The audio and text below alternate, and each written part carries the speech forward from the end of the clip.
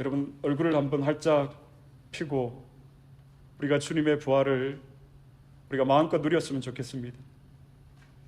저는 부활주일이 1년에 한 번뿐인 게 개인적으로 조금 아쉽다는 생각이 듭니다. 하긴 여러 번 있으면 안 되니까. 그러나 우리가 살아가면서 무엇보다도 이 부활의 소망을 우리가 놓치는 순간 우리의 모든 것은 다 끝나버린다는 사실을 우리는 기억해야 합니다. 사회학자들이 말하는 용어 중에 호모 에스페란스라는 말이 있습니다. 호모는 인간입니다. 에스페란스는 희망을 말합니다. 즉 인간은 희망을 먹고 살아가는 존재라는 것입니다. 오늘 여러분에게 어떤 희망이 있습니까? 예배를 마치고 쇼핑에 대한 희망이 있습니까? 가족이 외식하는 그런 희망을 가지고 있습니까? 아니면 다음 주에 우리에게 생길 그런 인컴에 대한 희망을 가지고 있습니까? 여러분에게 어떤 희망이 오늘 있습니까? 사람은 먹지 않고 40일을 버틸 수가 있습니다. 동기 목사님 중에 이 40일 금식 기도를 하신 분이 있습니다. 그래서 걱정이 되어서 그 목사님도 저처럼 이렇게 덩치가 좋으시거든요. 그래서 어떻게 잘 이겨낼 수 있을까? 네, 그 목사님이 2번이나 40일 금식 기도를 하셨어요. 이처럼 인간은 물을 마셔야 한다는 전제하에 먹지 않고 40일을 버틸 수가 있습니다. 그러나 사람에게 희망이 끝났다라고 생각하면 그 즉시 모든 것이 인간에게 끝나버립니다. 우리가 가지고 있는 희망이 어떤 것입니까? 우리 모두에게 다 희망이 있습니다. 그러나 문제는 우리가 가지고 있는 우리에게 있는 희망이 어떤 희망인가 하는 것이 문제입니다. 만약 우리에게 있는 이 희망이 세상에 속한 희망이라면 우리가 말하는 희망은 산 희망이 아니라 죽은 희망인 것입니다. 오늘 말씀의 제목이 무엇입니까? 보이는 소망이 아닙니다. 팬데믹 이후에 100년의 역사를 가진 미국의 기업들이 파산 신청을 했다라는 기사를 보았습니다. 말이 100년이지 그 기업을 100년 동안 이어오기 위해서 얼마나 많은 수고와 노력과 땀과 그런 헌신들이 있었겠습니까? 114년의 역사를 가지고 있는 미국의 이 백화점 기업도 이 팬데믹의 파고를 넘지 못하고 파산 신청을 했다라고 합니다. 세계에 또한 이렇게 유명한 기업들이 이 팬데믹 기간 동안 문을 닫은 기업들이 많이 있다라고 들었습니다. 누가 이런 예상을 했겠습니까? 우리 역시 이런 예상을 하지 못했습니다. 안타까운 것은 시카고의 20%의 교회가 문을 닫았다라는 소식을 들었습니다. 100년의 역사를 가진 이 기업들이 그동안에 그들이 가지고 온 노하우, 경험 이것들을 가지고 향후 다가올 100년에 대한 기대감을 가지고 이들은 있었을 것입니다. 그러나 인간의 희망이라는 것이 이처럼 허무한 것임을 우리는 보게 되었습니다. 그러나 우리가 교회 역사를 보면 칠흑 같은 암흑의 시간이었지만 교회는 더욱더 빛을 발했습니다. 1세기와 3세기의 초기 시대에도 이 전염병이 창궐했습니다. 그때 로마 전체 인구의 30%가 감소했다라고 기록에 있습니다. 그만큼 무서운 전염병이 에피데믹이 그 초기 기독교 사회 가운데 있었던 것입니다. 이때 기독교인들이 아닌 이교도들은 자신의 가족들을 보호하고 자신이 살기 위해서 산으로 도망갔습니다. 그러나 기독교인들은 어떻게 했느냐? 그들은 도망가지 않았습니다. 그들은 남아서 자신의 이웃을 돌보고 이웃의 환자들을 헌신적으로 치료했다라고 성경의 역사는 우리에게 보고하고 있습니다. 이 전염병으로 인해서 자신이 죽을 위험에 처해졌지만 기독교인들은 자신의 생명보다 이웃의 생명을 더 소중히 여겼던 것입니다. 한편의 영화 같지 않습니까, 여러분? 이 모습을 보고 예수님을 믿지 않는 사람들이 개종을 하기 시작했습니다. 그래서 초대교회 역사에 보면 그 시대만큼 교회가 부흥한 시기가 없었다라고 역사학자들은 말을 하고 있습니다.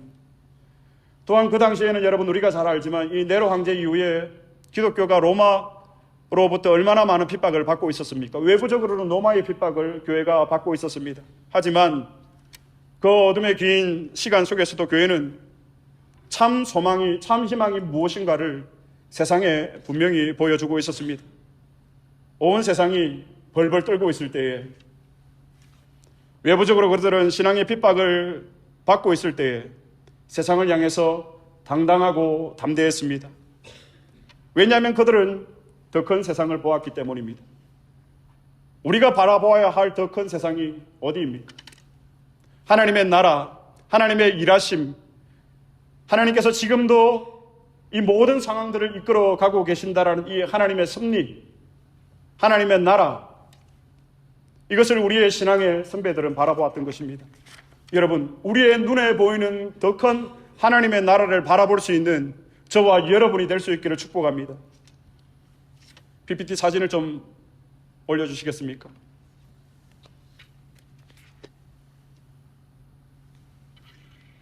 여러분, 여기가 어딘 것 같습니까? 카타콤이라고 들어보셨습니까? 로마 시대의 기독교인을 위한 지하 무덤이었습니다. 다음 사진을 좀 보여주시겠습니까? 이들은 이 카타콤의 5층, 6층으로 자신들이 생활하는 환경을 만들어서 이 지하의 무덤에서 그들이 살았습니다. 우리의 신앙의 선배들이. 근데 예수님이 십자가에 죽으시고 시작된 이 유대교와 로마에 의한 이 핍박으로 말미암아서 그리스도인들은 이 지하의 카타콤으로 들어갔습니다. 그런데 기독교가 언제 공인이 되었습니까? 313년에 기독교가 공인되었습니다. 이 기독교가 공인되기 전까지 무려 280년간 이들이 이 지하의 카타콤에서 살았다는 것입니다. 변함없는 흔들리지 않는 그런 산소망을 바라보지 않았다면 이 카타콤에서 그들이 280년간 어떻게 견뎌낼 수가 있었을까? 아버지, 그리고 그들의 자녀, 그들의 후손까지 280년간 이들은 이 핍박을 피해서 이 지하 무덤에 숨어서 지냈습니다. 오늘 우리에게도 이들이 가지고 있던 산 소망이 필요합니다.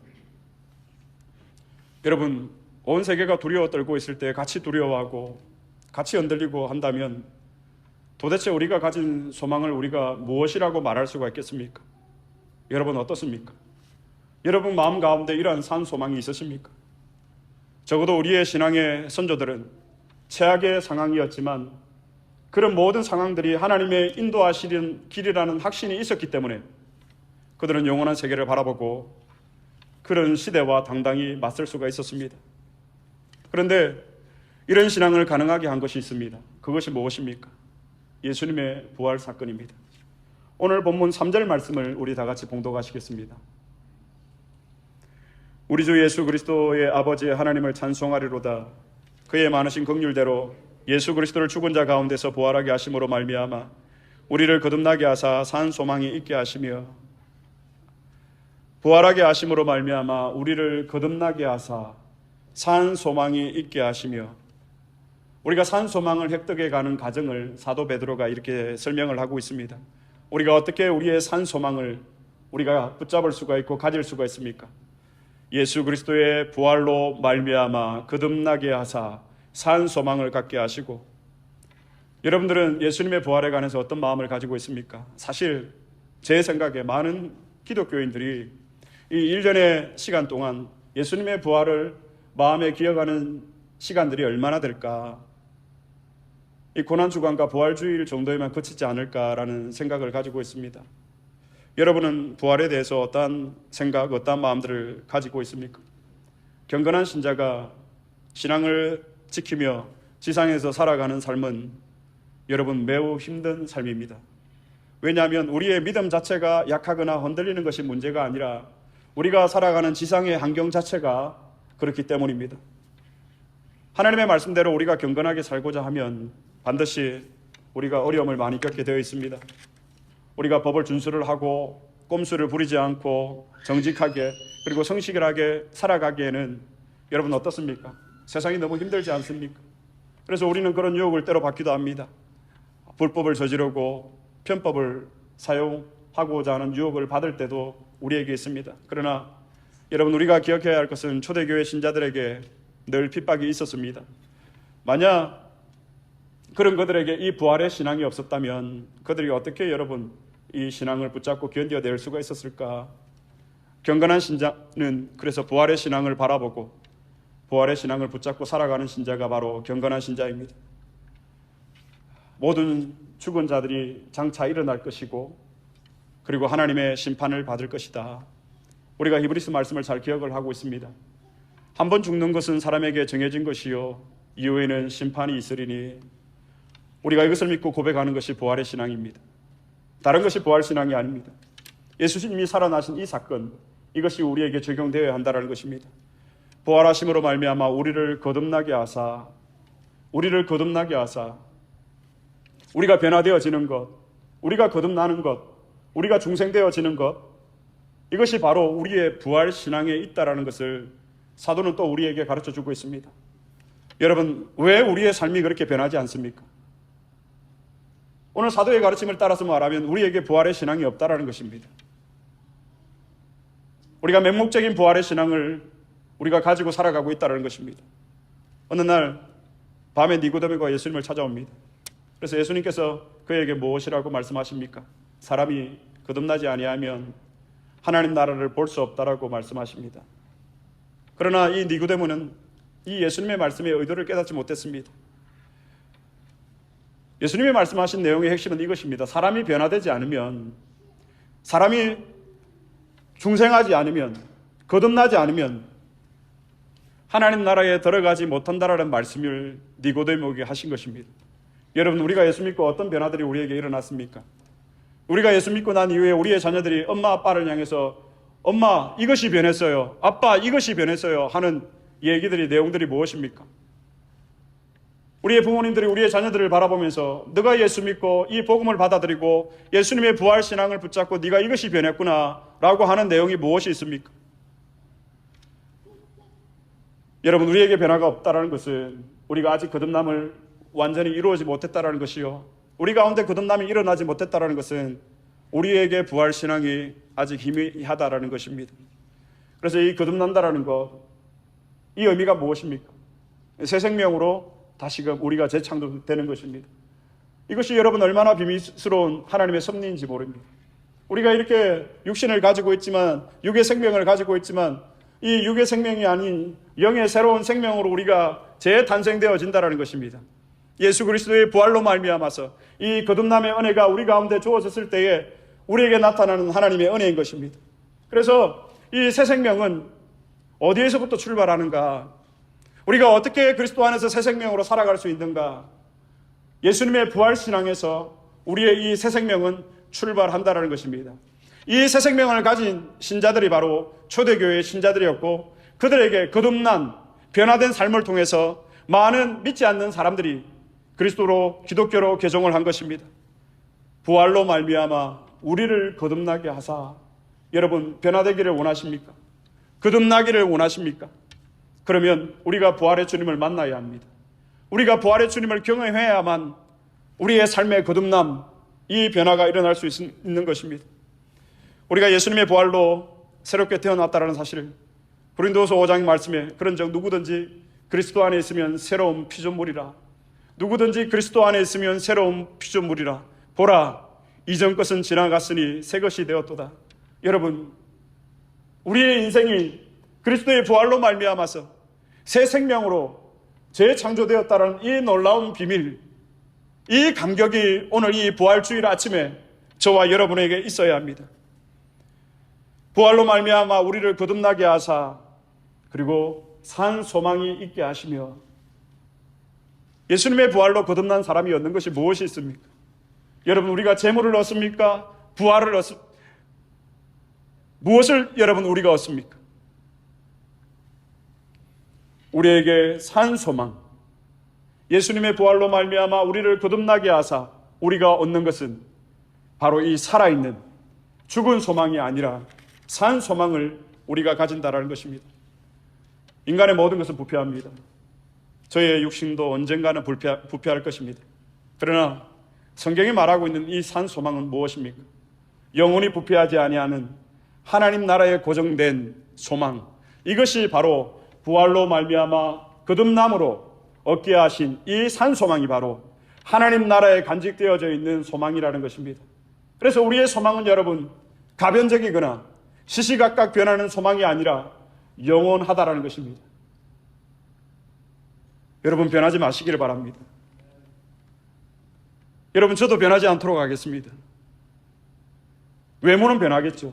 흰머리도 더 늘어나고 피부에 주름도 더 생기겠지만, 그러나 우리의 영혼, 이 산소망을 붙잡고 있는 우리의 믿음, 여러분 이것이 변해서는 안 됩니다. 왜입니까? 우리가 붙잡고 있는 이 산소망은 하나님 나라에 간직되어져 있는, 고정되어져 있는 소망이기 때문에 그렇습니다. 우리에게 베푸신 이 하나님의 긍휼, 우리가 찬송해야 할 이 하나님의 긍휼이 무엇입니까?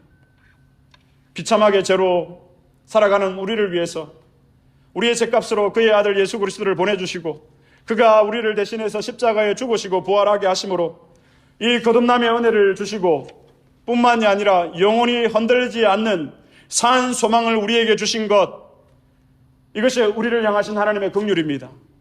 이것이 우리가 하나님을 찬양해야 할 하나님의 긍휼하심입니다. 영원한 산 소망을 우리에게 주신 것, 이런 산 소망이 여러분에게 있으십니까? 이 땅의 모든 것이 사라지는 순간에도 우리의 몸과 영혼이 완전한 몸으로 부활해서 새하늘과 새 땅에 들어갈 수 있다라는 이 산 소망, 이 깊은 확신이 여러분에게 있습니까? 여러분 신자에게 이 깊은 확신이 사라지면 여러분 예수 믿는 것이 다 헛것이 됩니다. 그렇지 않습니까 여러분? 눈에 보이는 소망을 붙잡고 살아가다가 주님 앞에 섰을 때 내가 너를 도무지 알지 못하겠노라고 말씀하시는 순간 우리는 이것을 되돌릴 수가 없는 거예요. 바깥 어두운 데 가서 이를 갈미 있으리라. 여러분 우리에게 이 산소망을 붙들어야 합니다. 그러나 이 산소망은 그리스도의 부활로 말미암아서 우리를 변화시키시고 우리를 거듭나게 하시고 우리를 중생하게 하심으로 그 거듭난 자에게 주어지는 하나님의 긍휼, 하나님의 최종적인 정표, 여러분 이것이 산소망입니다. 우리에게 이러한 산소망이 있어야 합니다. 온 세상이 두려움이 떨고 있을 때에 초대교회는 그런 세상을 향해서 산소망의 모습을 당당히 보여주었습니다. 자신이 생명에 이를 수도 있는 상황 가운데서도 그들은 당당하게 이웃들을 사랑하고 이웃들을 돌봐주었습니다. 우리의 산소망이 어디에 있습니까? 베드로가 말하는 산소망이 어디에 있습니까? 너희의 산소망은 그리스도의 부활, 하나님께 있다라는 사실을 베드로가 말씀하고 있습니다. 이 산소망이 저와 여러분의 안에 있기를 축복합니다. 여러분, 보이는 소망이 소망이 아닙니다. 우리에게 보이는 이 소망은 장차 사라질 소망일 뿐입니다.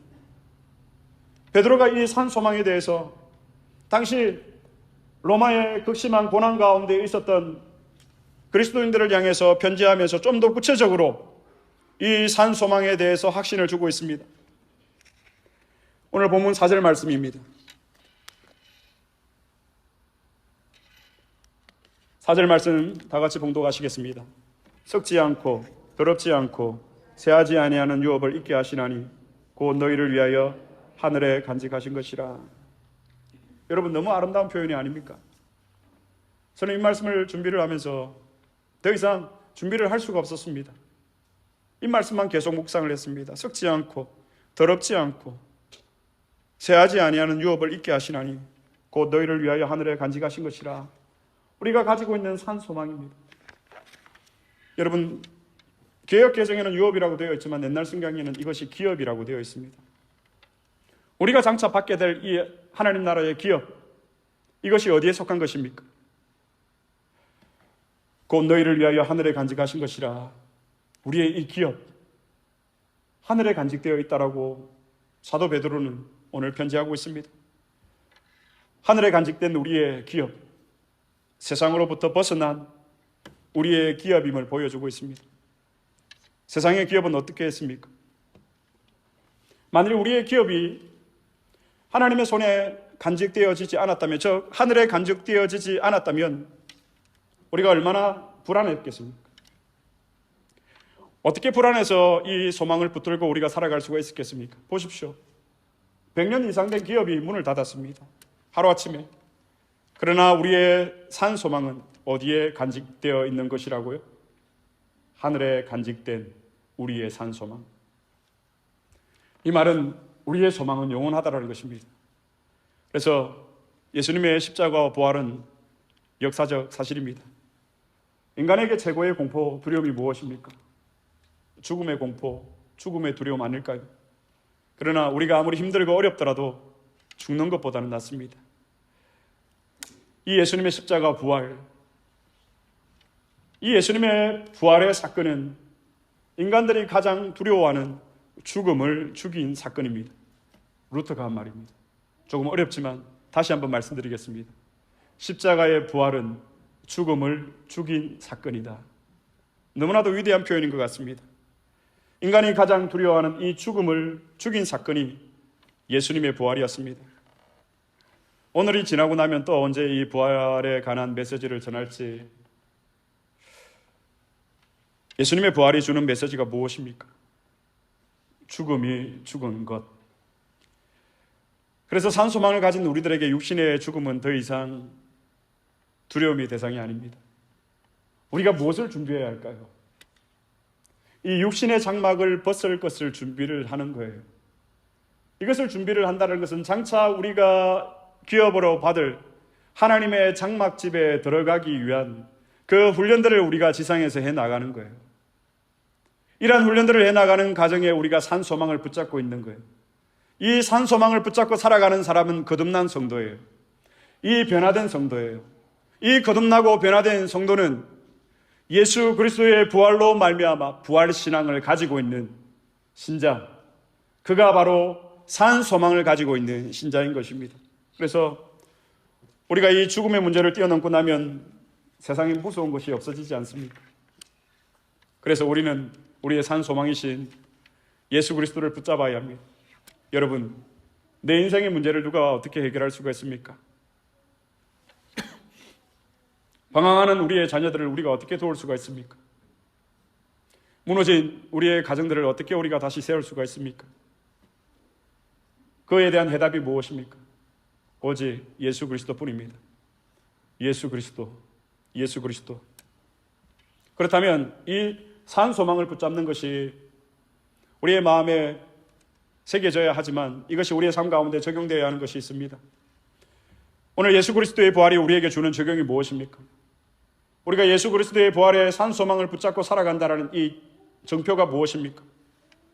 여러분, 이 부활주일이 지나간더라도 우리가 이 부활에 대한 이 산소망을 함께 지나쳐 버려서는 안 된다는 것입니다. 성경의 부활의 주님을 만나고 산소망을 붙들고 살아간 사람들의 모습이 나옵니다. 예수님의 부활을 체험한 산소망을 가진 사람들은 하나같이 모두 예수님의 부활의 증인으로 살았습니다. 베드로가 그랬고요, 도마가 그랬고, 바울이 그랬습니다. 예외가 없었습니다. 이 부활의 주님을 만난 사람들은 누구나 예외 없이 예수님의 증인으로 살았습니다. 사실 지금 돌아보면 오래전 저는 이 산소망이 희미했던 사람이었습니다. 젊은 시절 열심히 살았습니다. 왜 그랬냐면 돈이 성공의 열쇠라고 생각했기 때문에 열심히 살았습니다. 그런데 수고하고 힘들게 모은 그 모든 돈이 한순간에 다 날아가 버렸습니다. 경험이 있으시겠지만 이 돈이 날아갈 때 꼭 흔적을 남긴다라는 거예요. 어떤 흔적입니까? 돈이 날아갈 때 돈이 혼자만 날아가는 것이 아니라 그 돈이 사람을 때리고 날아간다는 것입니다. 똑같은 경험을 했습니다. 만신창이가 되었습니다. 온몸이 성한 데가 없었습니다. 위장병이 생겼고 엎친 데 덮친 격으로 무릎 수술도 받아야 했습니다. 아주 형편없이 엉망이 되어 있었습니다. 그런데 어느 날 이 찬송의 마음에 퍼지기 시작했습니다. 사실 잘 부르는 찬송이 아니었습니다. 오늘 우리가 설교 마친 후에 부를 찬양인데 찬송가 162장에 보면 부활하신 구세주 나 항상 섬기네, 온 세상 조롱해도 주 정령 사셨네, 그 은혜로운 손길 부드러운 음성, 주 예수 나와 함께 늘 계시네. 예수 늘 살아계셔서 주 동행하여 주시고 늘 말씀하시네. 예수 내 구세주 예수, 내 맘에 살아계시네,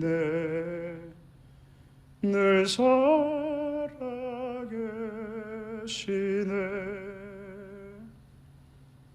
그날은 부활주일이 아니었습니다.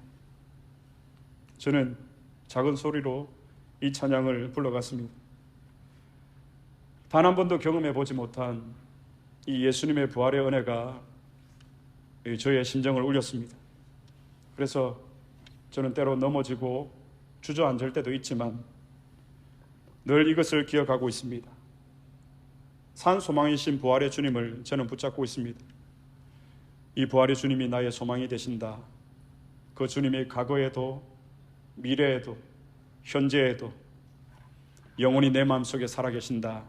언제나 늘 살아계신다. 이 확신을 가지고 살아가고 있습니다. 그 위에 다시 신학을 공부하게 되었고 목사가 되었습니다. 사랑하는 형제자매 여러분, 교회는 부활의 주님, 우리의 산 소망을 전하는 일에 목숨을 걸어야 합니다. 세상에 보이는 소망이 아니라는 것을 우리의 삶을 통해서 증명해야 합니다. 그래야만 그들이 그리스도를 그들의 구주로 고백할 것입니다. 기도하면서 복음이 필요한 사람을 품으시기 바랍니다. 한 달 전부터 하나님께서 이런 마음을 주셨습니다. 안디옥 교회 가운데에 주님, 하나님의 구원에 목마른 영혼들 하나님 보내주셔야 합니다. 여러분, 복음이 필요한 사람이 여러분 곁에 없으십니까? 어느 교인께서 목사님, 우리가 100명을 위해서 기도하는 것이 어떻겠습니까? 여러분, 제안합니다. 안디옥 교회 100명의 영혼을 위해서 우리가 지금부터라도 기도하십시다.